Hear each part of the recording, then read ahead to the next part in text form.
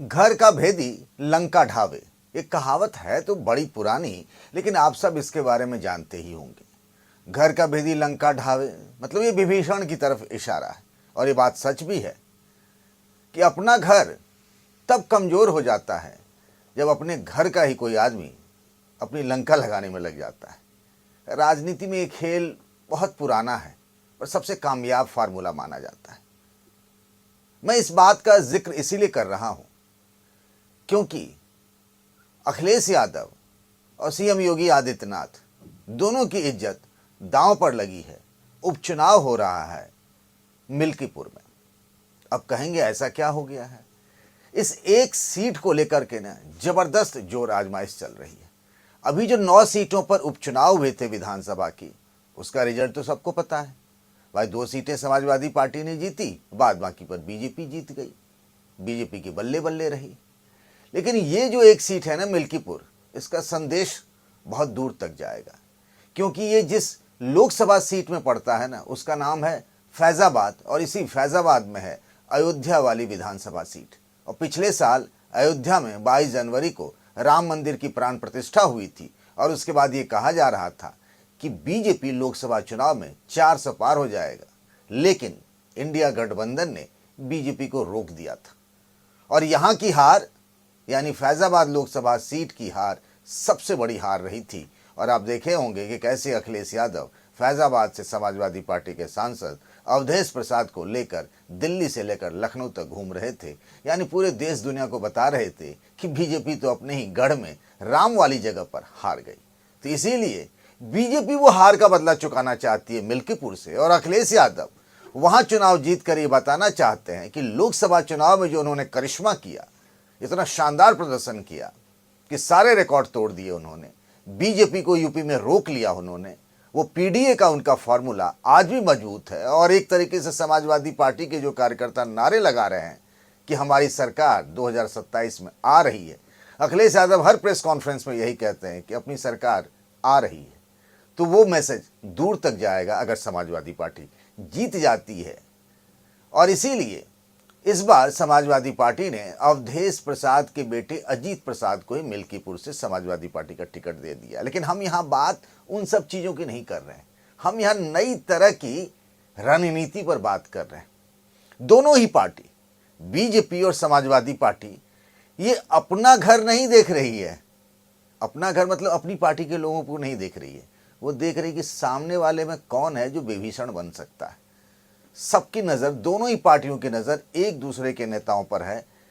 अखिलेश यादव लगातार फीडबैक ले रहे हैं कि बीजेपी का वो कौन कौन सा नेता है जो चुनाव में अंदर ही अंदर गुपचुप तरीके से उनका साथ दे सकता।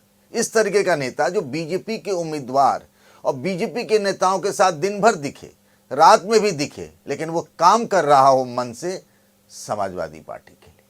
और यही हाल योगी जी की टीम का भी है। वो भी नज़र बनाए हुए हैं कि अखिलेश यादव की पार्टी में वो कौन है जो अपना हो सकता है, अंदर ही अंदर हमें मदद कर सकता है।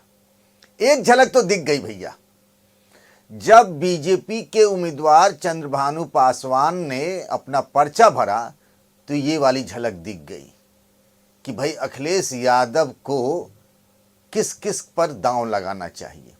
आपको बताऊं भाई, चुनाव मतलब जिसको टिकट मिल गया, टिकट तो एक ही को मिलता है, चंद्रभानु पासवान को टिकट मिल गया। पर मिल्कीपुर सुरक्षित विधानसभा सीट के उपचुनाव के लिए बीजेपी में कई दावेदार थे। सबसे पहला और बड़ा नाम जो था वो बाबा गोरखनाथ का था, जो कि 2017 में यहाँ से बीजेपी के विधायक भी चुने गए। पहली बार वो विधायक बने। और बाबा गोरखनाथ जो हैं वो पासी बिरादरी से हैं, और वो बाबा की तरह ही कपड़े पहनते हैं, भगवे कपड़े पहनते हैं। जैसे योगी जी कपड़े पहनते हैं ना, उसी तरीके से गोरखनाथ भी कपड़े पहनते हैं। ये तय लग रहा था कि बाबा गोरखनाथ को ही टिकट मिलेगा। लेकिन जब सर्वे हुआ, सर्वे बीजेपी ने अपनी तरफ से कराया, एक नहीं 2 बार। एक सर्वे योगी जी ने भी अपना करवाया। इन सभी सर्वे में गोरखनाथ का नंबर नीचे आया, सबसे ऊपर चंद्रभानु पासवान का, तो उनको टिकट मिल गया। टिकट के दावेदार वैसे 12 थे, और जब चंद्रभानु पासवान गाजे बाजे और यूपी सरकार के 6 मंत्री और साथ ही बीजेपी के प्रदेश अध्यक्ष भूपेंद्र चौधरी के साथ जब वो नामांकन करने पहुंचे तो वो जो 12 दावेदार थे उनमें से एक तो चंद्रभान पासवान को खुद टिकट मिल गया, बाद बाकी में एक चंद्रकेश रावत जो हैं, रामकेश रावत, सॉरी माफ करिएगा, वो नामांकन वाले जुलूस में तो थे, लेकिन बाद बाकी 10 नेता जिनमें बाबा गोरखनाथ भी हैं और दूसरे नंबर पर जो थे राधे श्याम त्यागी जो जिला महामंत्री हैं बीजेपी के, ऐसे 10 नेता जो टिकट के दावेदार थे, कोई भी नामांकन के जुलूस में शामिल नहीं हुआ। होना तो चाहिए था भाई। जब बीजेपी के प्रदेश अध्यक्ष खुद पहुंचे हैं, सरकार के 6 मंत्री पहुंचे हैं, स्वतंत्र देव सिंह वहां पहुंचे थे जिनको योगी जी का खास मंत्री माना जाता है, सहयोगी माना जाता है, उनको फिर से जिम्मेदारी दी गई है वहां पर चुनाव जिताने की, सब लोग पहुंचे थे, छोटे बड़े नेता। तो ये 10 नेता क्यों गायब थे और कहाँ गायब थे? अब यहीं से अखिलेश यादव की टीम लग गई है काम लगाने में बीजेपी का और अपना काम बनाने में। और आप जानते हैं कि पिछले अभी जो उपचुनाव हुआ था कुछ दिनों पहले, उसमें ये घर का भेदी लंका ढाए वाले ने करहल, जो कि अखिलेश यादव की परंपरागत सीट मानी जाती है, जहां से अखिलेश यादव खुद विधायक रहे, लगातार वहां से समाजवादी पार्टी जीतती रही है, उनका गढ़ है। वहां से तेज प्रताप यादव जो कि लालू प्रसाद यादव के दामाद भी हैं, अखिलेश यादव के भतीजे के, अखिलेश यादव के एक तरीके से वो भतीजे लगे, तेज प्रताप यादव, वो मुश्किल से 14,000 वोटों से जीत पाए, क्योंकि उनके अपने लोगों ने ही उनका काम लगा दिया था। यानी उनके अपने लोग समाजवादी पार्टी के खिलाफ काम करते रहे, न अखिलेश यादव को पता चला, न वहां की सांसद डिंपल यादव को पता चला, न ही तेज प्रताप यादव को पता चला। और ये तो कहिए गनीमत रही कि आखिर में वो 14,000 वोट से जीत गए तेज प्रताप। इधर उधर हो जाता 5-6 बूथ पे तो फिर तो काम ही गड़बड़ था। और सबसे बड़ा चुनाव तो आपने देखा कुंदरकी में, जहाँ 65% मुस्लिम वोटर हैं और वहाँ बीजेपी का उम्मीदवार जो है वो करीब 1.5 लाख वोटों से जीत गया। वहाँ समाजवादी पार्टी के उम्मीदवार को समाजवादी पार्टी के सभी लोगों ने छोड़ दिया, सब बीजेपी से अंदर ही अंदर मिल गए। भाई 2 साल अभी सरकार है योगी जी के, सबने देखा पहले अपना घर बचाना है, सब अंदर ही अंदर मिल गए, किसी ने उनका साथ नहीं दिया, वो अपने भाग्य पर छोड़ दिया और वो बुरी तरह हार गए। सोचिए जहाँ 65% मुसलमान वोटर हैं वहाँ ये दुर्गति हुई समाजवादी पार्टी के मुस्लिम उम्मीदवार की। तो बीजेपी ने किया क्या कि समाजवादी पार्टी में जो लोग थे, जो विभीषण थे, जिनको विभीषण कहा जाता है ना, घर के विधि लंका ढाए वाले को, उन सबको अपना बनाया और अंदर ही अंदर समाजवादी पार्टी का काम लगा दिया। ये सिर्फ इन्हीं दोनों सीटों पर नहीं हुआ, कई सीटों पर हुआ। अब यही फार्मूला दोनों आजमाने में लगे हैं। बीजेपी को तो इस फार्मूले से बहुत कामयाबी मिल गई, करहल तक में उसने अखिलेश यादव के घर में सेंध लगा दी थी। और इस बार अखिलेश यादव भी उसी फार्मूले से, मतलब लोहा लोहे को काटता है, कहावत तो आपने सुना होगा। बहुत लोग गर्मी में ना जब लू चल रहा होता है, आपको चाय की दुकान पर चाय पीते हुए मिल जाएंगे। यूपी बिहार में मैंने देखता हूँ, जब ऐसे लोगों से पूछे कि भाई इतनी गर्मी में चाय पी रहे हैं गर्मा गर्म, तो जवाब क्या मिलेगा पता है? अरे भाई साहब, लोहा तो लोहे को ही काटता है। तो अखिलेश यादव ने इस बार लोहा लोहे को ही काटता वाले फार्मूले पर कि भैया आपने मेरे घर में विभीषण ढूंढा, तो अब हम आपके घर में विभीषण ढूंढेंगे।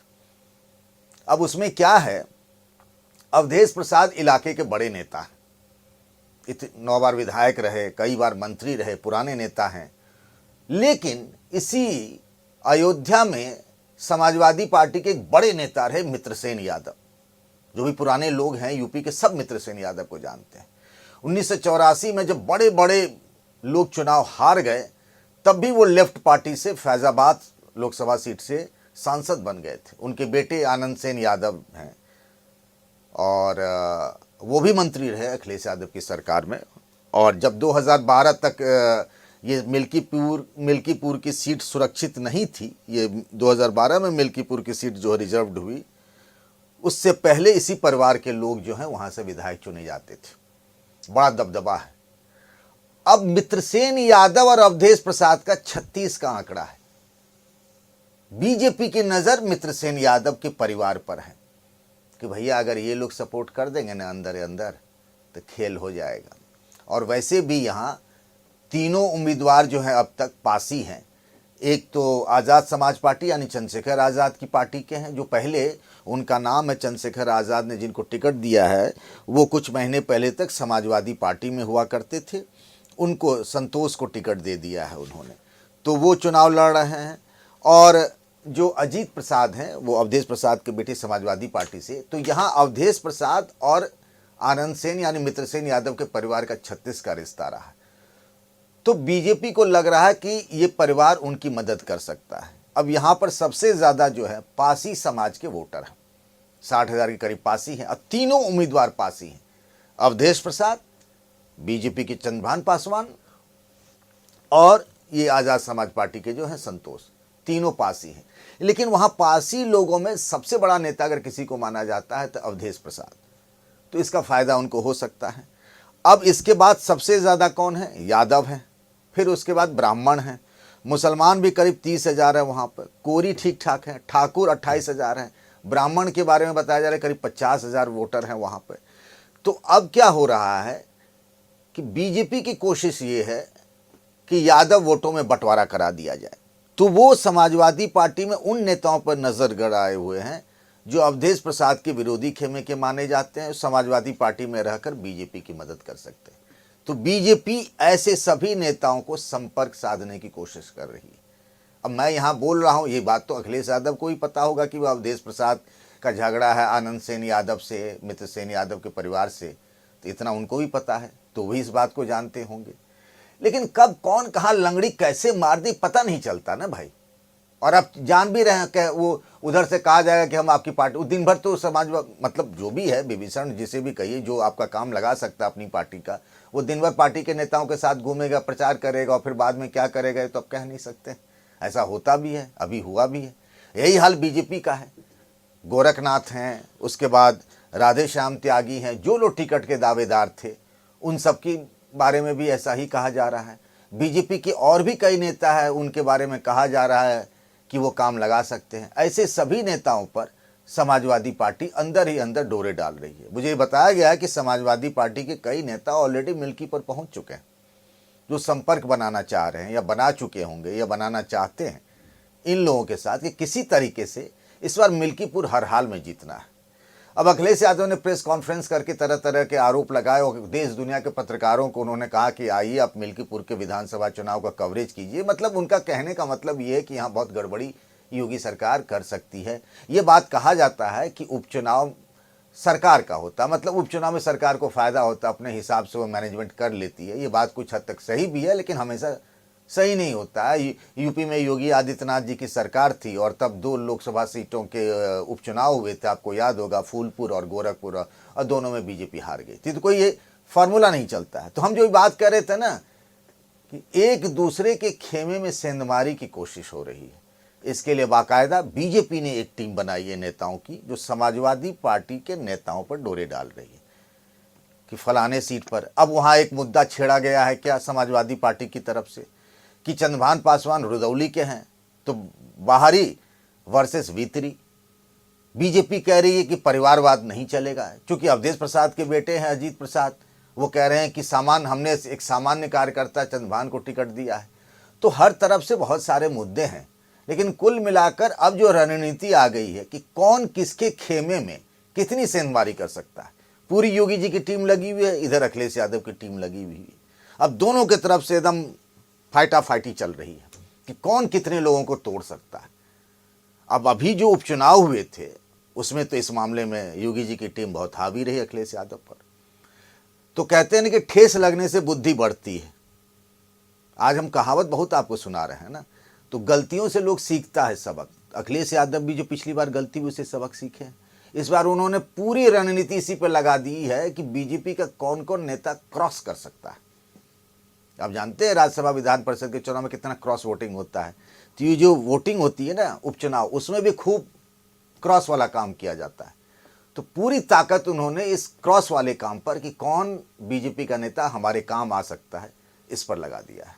क्या आपको लगता है कि इस विभीषण वाले खेल में योगी बाजी मारेंगे या फिर अखिलेश यादव? आपको क्या लगता है?